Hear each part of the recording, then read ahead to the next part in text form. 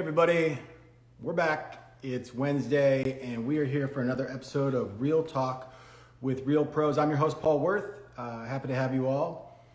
Welcome to the Instagram Live. Today, we have Stacy Eakman from Eakman Construction coming on to represent the Real Pro. Obviously, that's not me. So we're going to be talking to Stacy about a number of different things. Mainly, we're going to focus on his social media. He's invested some time and some money into social media, and we want to hear what was behind that investment, but also just understand how that investment's paid off for him. So that's what we're going to talk about today. We're going to give it a few minutes, let some people join live. Of course, if you've been following the Real Talk, Real Pros on our Instagram TV, you'll know that we record this, and it'll be on our IGTV for later viewing if you need to. A couple of notes here to start. You'll see a few buttons to the bottom right of your screen. One has a question mark. You can probably understand what that is. We do encourage you to ask questions. So if you have questions for Stacy about anything we're talking about, or just anything in general, we'll throw it at them. So ask your questions there, and I will add those as we have our conversation. Beyond that, there's a little paper airplane there, I guess is the best way to describe that. And that's for you to send this to anybody you think would be interested in the conversation. So again, I'm going to repeat myself a few times for people who are joining live. My name is Paul Worth. I am with Buildertrend. We are live with our Real Talk, Real Pros. I'm joining you from my house in this work from home environment we're in, and happy to be here. So I'm going to bring on Stacy Eakman from Eakman Construction right now, and let's start the conversation.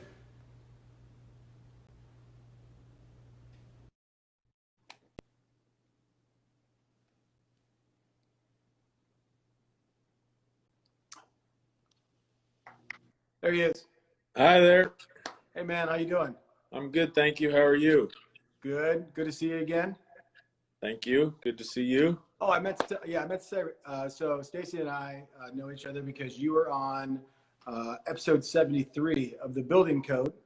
For all those who don't know, the Building Code's our podcast for Buildertrend. We talk to real pros, clients like Stacy, have some other people from the industry on there. So it's a really great resource for our clients. Check that out on wherever you like to listen to podcasts. Episode 73 is one of my favorites with Stacy, so probably one of yours as well. So thanks for joining us, man. Our team follows you on social media. They think you've got a great social media account. So I think the goal here is just to hear a little bit about how that came to be.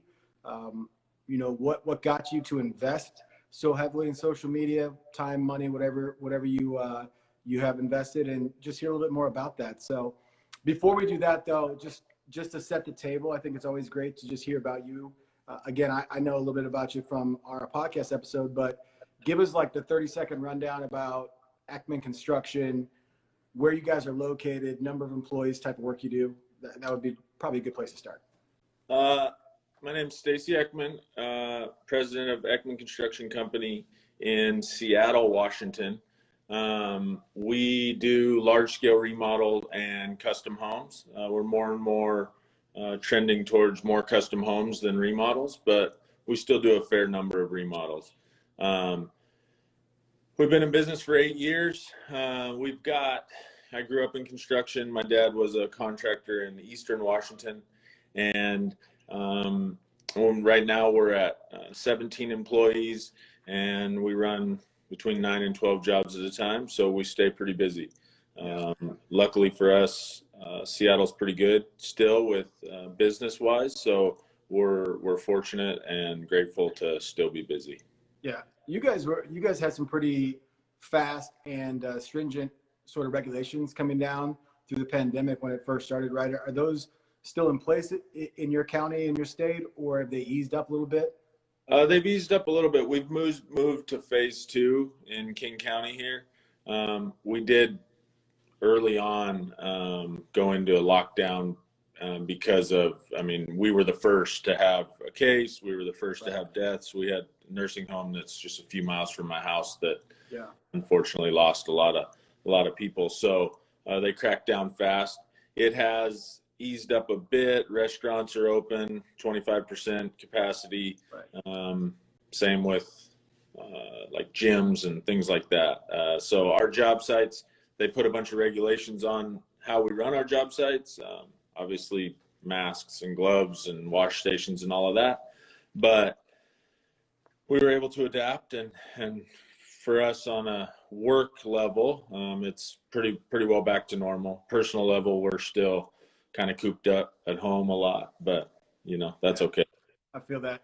Are you at home office, or are you guys back in the actual construction office? We are allowed to go back to the office. Right now I'm in our Kirkland office, which is just on the east side of the lake from Seattle. We have a Seattle office and we have a small office in Kirkland.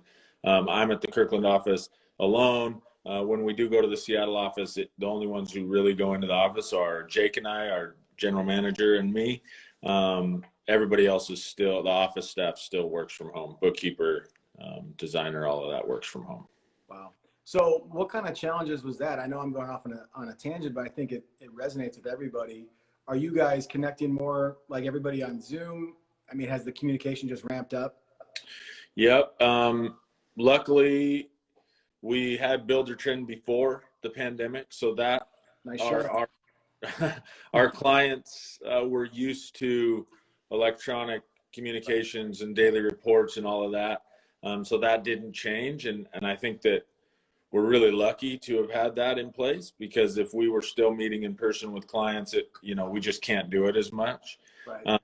But for new leads and my meetings and Jake's meetings, most of them are on Zoom until we get a little further down the road. So my day consists of usually 4 or 5 Zoom calls with people I don't know and trying to make some sort of connection. It's really tough, because you say it's tough to connect on Zoom, but I think it's even more difficult to connect when the first time you meet somebody's in person. Everybody has a mask on, and you just can't get a read, right? I tell them what I think their project's going to cost, and I can't tell if they're smiling or ready to vomit. So it's a tough thing. Everybody says, "Oh, okay," but it's hard to tell what they really mean. You can read a lot, especially in sales, with the face. That's totally true. You had mentioned, so let's get into the social media, because I know that's sort of what we tagged it as the conversation. We've got a lot of great clients. We've got about 16,000 companies across the world that use Buildertrend.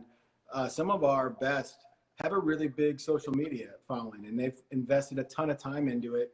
And one thing they say as a result of that, and you can maybe attest to this, is that when new clients meet them for the first time, it's not like they met for the first time, because they've been following you on social media. They feel like they know you, they know your business, they know the type of work you do, the price points you're in. And so some of those common hurdles that you have during the sales process maybe have already been jumped over, and you're into the meat of what kind of project do you want? Here's your quote, that kind of thing. Have you found that true for yourself? Yeah, I mean, that's exactly right. And when I think about the benefit of social media, that's it. It's not for our scale of projects. I don't think I've ever had anybody reach out in a DM and say, "Hey, I want to build a beautiful house. I'm hiring you." Right? That doesn't happen. But the value is, it's really a lot harder to monetize and figure out. But when somebody sits down at our conference table or we're on a Zoom call, and one of the first things they say is, "Well, I follow you on Instagram or Facebook." I think it's twofold. One is yeah, they know who I am. They know what we're about. They know what our core values are. They've seen our projects, right? Like, that's all great. So that kind of skips some of those hurdles. And then also, I feel like I've realized that my confidence level goes up a lot when they say that, just because I know our social media is pretty well put together, and the company that I work with for that, they do a great job. So I feel my confidence level goes up. And so I'm sure that that's kind of twofold, right? That it's good because they know me, and it's good because I go into the meeting feeling like, well, I got this, right? Like they know who I am. So that's awesome. I wonder, have you recognized your closing percentage with people who follow you on social media or not, or is it a little too early? No, I don't track that one. I don't track that one. I think that no, I don't track that. And it's difficult because a lot of times we get most of our work from architect recommendations, referrals. And so a lot of times people probably don't start following me until the architect says, hey, what about Eakman Construction? So Yeah. that's cute. If they walk in, they started following me on a Friday and I meet them on a Monday, that I don't think social media has done a whole lot for that. Yeah, I mean, to your point, I think a lot of people feel like social media is just another way to get leads, which it is. But I think what you're saying is that it actually is a qualification layer for both parties, and it just takes that step out of it, which I think is great. I just want to reiterate. So we're talking to Stacy Eakman. He's the real pro, obviously, in this scenario. If you're following us right now or you're watching live right now, to the bottom right, you'll see a question mark. Throw in a question for Stacy, and I'll mix them in throughout our IG Live. One thing you just mentioned, and again, I want to throw it back to that. You talked all about your architect relationships, how you built those, which I thought was just a super interesting, really tactful. You totally exactly step by step how you did that. So anybody who's watching live right now or later, if you want to know how Stacy went about creating relationships with the architects in his area that eventually led to the bulk of your leads, go check out the Building Code episode 73. You explain all that. So that's a little teaser. We call that in the biz. So, all right, let's get to the meat of it, right? So our team loves your social media. They wanted to talk about it with you. Why don't you start from the beginning and maybe talk about when you realized that could be a really good thing for your business, and how you went about starting that. So I don't think I really realized how good it could be for my business until I was doing it. But the reason I started was, originally I've always known that the goal is brand awareness and attention, right? Like people need to know who you are, because in that moment when they're thinking about who to call and they're just looking on Google, they're going to call somebody they know, right? They've heard of. I wasn't aware of how great social media could be for that when I started this deal. But what I did know is I looked around and I saw that, if you just go to a park or you're on a bus or sitting in traffic, everybody is on their phone. Everybody's looking at their phone, whether they're supposed to be or not. And that kind of just made me think well, what if I can just get in front of, how do I get on that phone in people's feeds so that they just see my logo, see my face, see who we are. And I'm not great at social media. I'm not great at talking on the camera and doing all of that. So I knew I needed it for a while, but I didn't know where to start. So I had a terrible Instagram and a terrible Facebook. And then I met a young, ambitious guy that his social media was on fire, doing great. He was a real estate agent at the time. I saw a really cool video he did for a home he was selling. And I said, hey, can you come and do those videos on some of my projects when I'm done? And at the time it was very casual. And he said, well, I just want content. I'll do it for free. And I said, well, what if you just ran my social media too? What if you did all of that? And he's like, okay, cool. So then he just started doing it, and I hired him to do that. And now he's extremely successful guy. Brand Tejic he now has a wonderful company that manages social media for other companies, and they do almost all of it. He makes me talk when I don't want to talk, or his team does. So like today, yeah. My first reaction when you guys reached out was, nah, I don't want to do that. That's uncomfortable. And of course, Austin says you got to do that. Somebody asks, you got to go. So I think that if you're not good at it, if it's not your thing, that's okay. Find somebody who it is their thing, and just do what they tell you to do, right? Do what you're told. Well, for the record, you're doing a great job. Well, so thanks. There you go. But I guess the impetus for you getting on social media was you're seeing people on their phone, and it's that old adage, you got to meet people where they are, right? In marketing and sales. And so if people are on their phones and social media is what it is today, then you've got to go there, whether that's producing content yourself and being consistent with posting, or using the advertising and avenues they have both with Instagram and Facebook, right? Yeah. That's great. So since you've built that, you've got, I think, about 11,500 followers right now.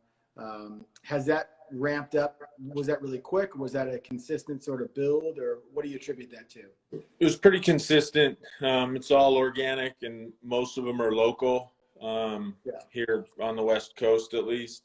And it's been a steady growth. Obviously, as we, kind of hit that 10,000 mark, I noticed kind of a snowball effect where it's gaining quicker than it was before. But it has just been just a slow and steady every week. It's 20 a week and 30 a week, and now we're 100 a week. And I think that what I like about ours is there's a lot of people out there, obviously influencers and people like that, but even other construction companies that have huge followings, 100,000 or 200,000. And that's awesome. That's great. Someday that would be cool. But I want 100,000 like quality followers, people that are actually interested in what we're doing, not just following to follow because 100,000 other people follow it. Yeah. So I feel good about the 11,000 we've got. Yeah, for sure. Quality over quantity, right? So we've talked a little bit about what you've learned in terms of how it's affected in a positive manner the sales process. I know you didn't do it yourself, but you were involved with the company helping you. If you're listening to this right now, you're a construction company. I think most know they've got to get into it, right? Some way, somehow. Maybe they don't have the funds to maybe go hire somebody. From your experience in just working with your agency and their advice, can you give anybody sort of starting points? Is it consistency? Is it, what is it? Yeah, so I think it's consistency for sure. And I think that even though it's hard for me to convince myself, I know in my head that it's not really about how great the content is. Like if it's a terrible video, most of the time people aren't sitting around like, wow, this guy's terrible on camera. They watch the video, they like it, they comment, and they move on, and it doesn't matter. You do another one tomorrow. Right. So I think that consistency and good copy. I noticed once we really started focusing a lot on what we say as the caption, that increases engagement because people are more interested. They stay on that photo a little bit longer. And so I think that those are the important things: is be consistent, post at least once a day, and just be honest, tell who you are and what you're looking for. And I think that's it. Consistency is really important. Consistency, and to your point, you don't have to be professional.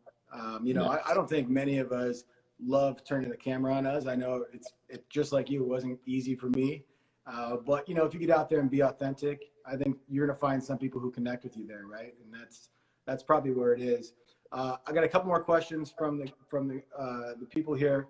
One of those is when you're posting photos, is there a strategy there? Is it always finished product? Is it, I know there's very popular before afters, obviously. So is there any strategy there at all? The strategy there is to try to convey who we are. And so all through the process, I think we don't just do finished products. Obviously, we do a lot of that. But I think that what's important to create business and a strong following is they get to know you or me as the company, or they get to know Eakman Construction as a company. Right. And so I think that's what's important. So we do photos all the way through project. We go on site and we do videos during framing, or we've got one coming up that's during concrete that is probably not the most interesting visually, but it just gives people an idea of our process and who we are. Sometimes, depending on, we also are pushing really hard on LinkedIn, and that is directed towards architects and trying to get in front of architects because that's where they are. And so our strategy is a little different there, where we do some blog posts and we talk about who we are as a company, and we talk about architects more, and we talk about the importance of a good architect. We try to advertise for architects, not specific ones, but for architects in general. So there's a different strategy depending on what platform we're on. Yeah, that's a good question. So one of the questions was, what platform do you feel has benefited your brand the most? And I'll set that up because for a lot of people, maybe they don't know all the platforms, but the most popular ones of social media, I think, inside construction are, as you said, LinkedIn. And that's typically, as you mentioned, more business to business, maybe B2B rather than that B2C idea. Then you've got Instagram and Facebook, owned by the same company, Facebook. They have two different strategies, I think we would say. But then there's also Twitter, which I feel like is more news, maybe. But then there's these emerging things that I guarantee you're not comfortable with, which would be like TikTok, so stuff like that. I know I'm not, although my kids have maybe do one before. So which one do you guys focus most on? But I guess the question from the audience was, which one has benefited your brand the most? I think benefited my brand the most. It's got to be Instagram.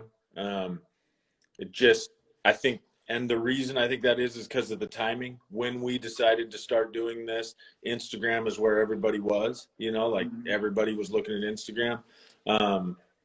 Facebook, I struggled to get engagement on Facebook. It's a different platform than it was 8 years ago, 6 years ago. Yeah. LinkedIn, I think it's not just B2B. It's people who hire companies to do what we do, which is large projects, and it's substantial amount of money, and they want it done in a professional way and an organized way and all the things that we offer.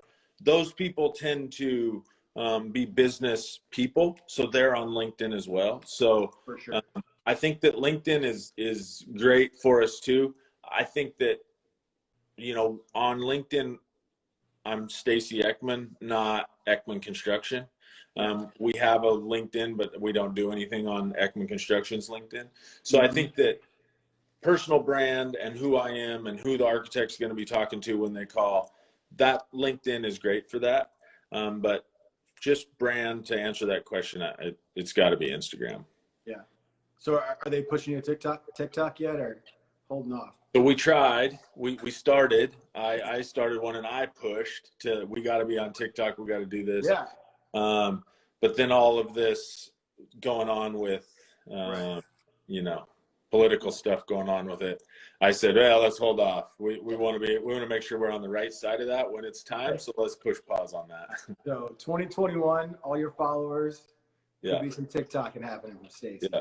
I want to touch on LinkedIn again, because I think you brought up a good point. And it's something we preach to our Buildertrend users, which is when you're high end, honestly, maybe not even high end.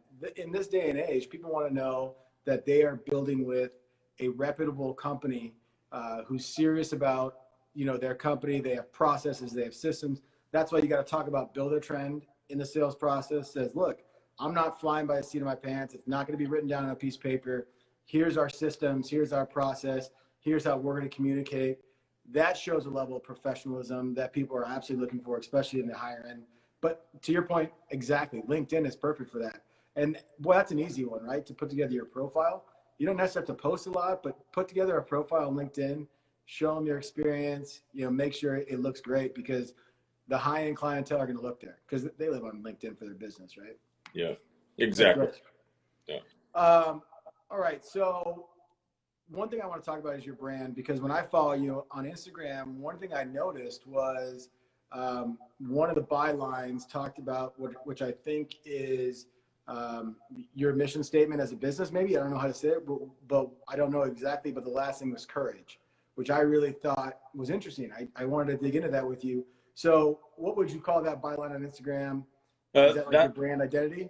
No, those are our core values. It's courage, communication, and customer focus. Okay. So courage means to us that these projects are not easy. everybody makes mistakes. Things are really expensive, and oftentimes for a lot of people, that money conversation is difficult to have when the client really just wants to know the truth. So we have the courage to just do the right thing, whether that equates to more or less money. We have the courage to have the difficult conversation with a client early and often. I think that it just really embodies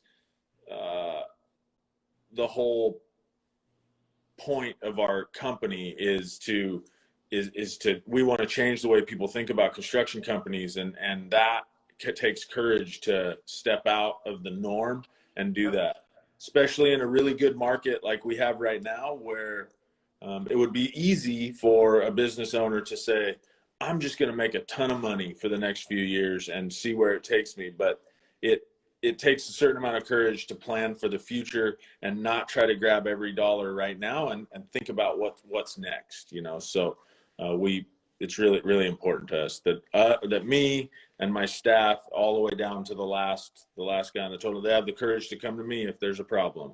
If they feel uncomfortable, they need to not be afraid to come and talk to me, which I understand as we grow and I get further disconnected from the field staff, that's a difficult conversation for them to come to me and say, hey, I'm not happy, or hey, I need more money, or whatever that is. I want everybody to feel safe, and that takes a little bit of courage. Yeah, I mean, by the way, I think it's awesome, because I think you're talking about the integrity of the industry, which I think we're all trying to, sort of raise the bar on, and I think everybody's in that together, because we all want it to have the meaning to the public that it does for us. It's a wonderful industry. We love it. I know you love it. Sometimes it gets a bad rap, but I think that's changing. And I think some of the things you guys are doing and other companies on social media are really changing that. So kudos to you on that. I guess we'll end on, because I think it's so important. I think every construction company goes through a life cycle, right? Obviously, we talked about this on the podcast episode, how you started, one project at a time, and then built your reputation and your connection with architects. But eventually you get to a place where you think and know establishing core values matters, right? Just for what you said, it's your public face, what you stand behind on your social media, but also for your internal employees. You put it on the wall, for instance, that we talk about a lot. When we throw something on the wall, we mean it, and we stand by it and we repeat it. So what point in your construction company life cycle did you realize that core values mattered, and what was your process to define those things, those three C's? So I realized it mattered. We were having a great year sales wise. I was selling all kinds of jobs. We were growing like I want to grow. I thought we had a good staff, strengths and weaknesses complemented each other nicely. Yeah. But we were really struggling with consistency on how clients' experience was during the project, and how they felt after the project, what our profit margin was. We just weren't consistent. And so we just decided that we all need to be going in the same direction, whether no matter what that is. But even if we have a really, really good project manager who's really great at doing projects, if he or she is not willing to get on this path of changing the way people think about construction and having those core values, and every decision we make on a day-to-day basis needs to be based on, is this courageous? Are we focusing on the customer? Are we communicating? Are we actually going to change the way people think about construction, or are they absolutely just going to think that we're just another contractor in town, just like the last one they hired? So once we were in that phase, and I white knuckled it for a long time of, we just have to do better. We got to do this. We got to try this. And then I said, well, that isn't working, right? Like, I can't white knuckle it. And as we get bigger, I'm getting more and more disconnected from the day to day. I'm not on the job sites as much. So I can't see somebody doing something and ask them, hey, is that really how we want to be representing the company. So we needed to put it in place. And we did that in multiple meetings as a company. I hired a wonderful woman to walk us through that process. And the first time we did it, I believe, I don't remember what our mission, vision, and values were on the first one, but it changed, right? We landed on them, and it was a team effort. The whole company was involved. And then a few months later, we said, hold on a minute, that's not really what we want to be. Here's our mission, right? And so we changed it up, but we learned how to have that conversation from Tracy. We hired her to help us with that. That's awesome. Man, that's a great story. That's something you can definitely take away if you're a construction company. If you haven't done that process yet, I mean, it makes sense to me that it's really core to what you guys are and how you guys do things as a business. And I think the biggest thing is get everybody involved, right? You got to have the entire team behind it. And that way you can explain your vision to them. They can help come up with the core values and then put it on the wall, you know, whatever wall that is, whether it's your social media or your company office, because you can point to it every time. Yep. That's great stuff. Stacy, I appreciate you jumping on the video when maybe it's not the thing you love to do. So thanks so much for that, man. Great to speak to you again. I can't say enough about how much I think of your company and you as a business from our episode on the podcast and today. So we're going to get you back on the podcast. Stay tuned for that. We obviously wish you the best. You let us know what Buildertrend can do to help continually help you guys grow. Thanks everybody for joining in. Again, this is going to be on our IGTV. Use the paper airplane. I got to come up with a better name for that to send it to people you like. And thanks so much for tuning in. We'll catch you later, Stacy. Thank you so much. I appreciate it. All right, man. See you. Bye.